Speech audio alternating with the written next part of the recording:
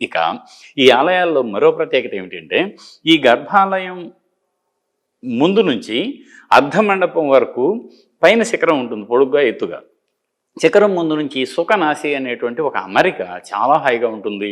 ముందు భాగంలో నటరాజ లేక శివుని ఒక రూపం అలా ముందుకు మనకు ఒక ఆర్చిలాగా ఉంటుంది, దాని మీద ఉంటుంది అన్నమాట. దీని ప్రత్యేకత ఇక్కడ. లోపలికి వెళ్దాం. ఇక లోపలికి వెళ్తే మీరు అలా వెళ్ళేటప్పుడు అటు ఇటు 2 ఏనుగులు మిమ్మల్ని సాదర స్వాగతం పలుకుతున్నాయా అన్నట్టుగా అమర్చారు. అటు ఇటు 2 చక్కటి ఏనుగులు. లోపలికి వెళ్తాం. వెళ్ళంగానే మొట్టమొదటి కూడా తొలుత శివాలయమే, తర్వాత రాను రాను అమ్మవారి ఆలయంగా మారింది. ఆ తర్వాత రెండో ఆలయం ఉంది. అదేమైందంటే రాను రాను పడిపోయి శిథిల రూపంలో ఉంది. మూడోది చాలా చక్కగా ఉంది, అందులో శివుడున్నాడు. మళ్ళీ ఎదురుగా ప్రస్తుతం గణపతిని పెట్టారు, అది కూడా శివుడిదే. అన్ని శివాలయాలే. అయితే మనం చూడాల్సింది ఏమిటంటే ఈ గర్భాలయ ద్వార శాఖలు అంటాం మనం. ఆ ద్వార శాఖలకి 4 పేర్లు. ఒకటి కింద ఉండేదాన్ని భువంగం అంటాం, అటు ఇటు ఉండేదాన్నేమో యోగస్తంభం, భోగస్తంభం అంటాం, పైన ఉండేదాన్ని పతంగం అంటాం. ఆ పతంగం మీద మనకేముంటుంది, ద్వార లక్ష్మి ఉంటుంది, లేక గజలక్ష్మి ఉంటుంది అన్నమాట. ఎంతో బాగుంటాయో.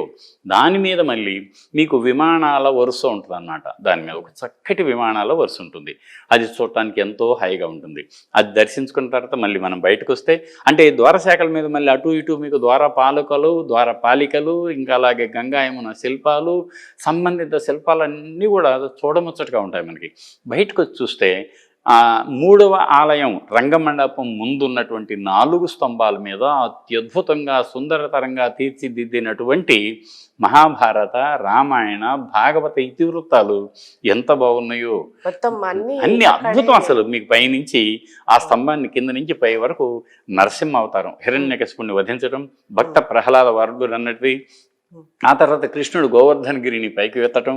ఆ తర్వాత ఇంకా మీకు ఇలా ఆలోచుంటే రామ రావణ యుద్ధం ఒకటి, తర్వాత అలాగే కర్ణ కృష్ణుల యొక్క యుద్ధం ఒకటి. ఇలా కొన్ని సంఘటనలు లేకపోతే జనానికి తెలియదు కదా, అత్యద్భుతంగా మలిచారు. మధ్యలో మాత్రం మీకు చక్కటి కదలిక ఆకరణం అన్న రీతిలో ఈ దూలాల మీద అట్లా అడ్డకప్పులు, మళ్ళీ నిలువు కప్పులు, మళ్ళీ పైన చక్కటి పద్మంతో అలంకరించబడినటువంటి, మళ్ళీ మధ్యలో మనకు వస్తే ఆ కప్పు మీద ఆశ్చర్యం, మీకు మధ్యలో నటరాజ, చుట్టూనేమో అష్టదిక్పాలకులతో ఎంత సుందరతరంగా చెక్కారంటే చెప్పడానికి లేదు. మళ్ళీ ఈ ఆలయం యొక్క మరో ప్రత్యేకత ఏమిటంటే మీకు 12 రాసులు ఉంటాయి కదా మనకి.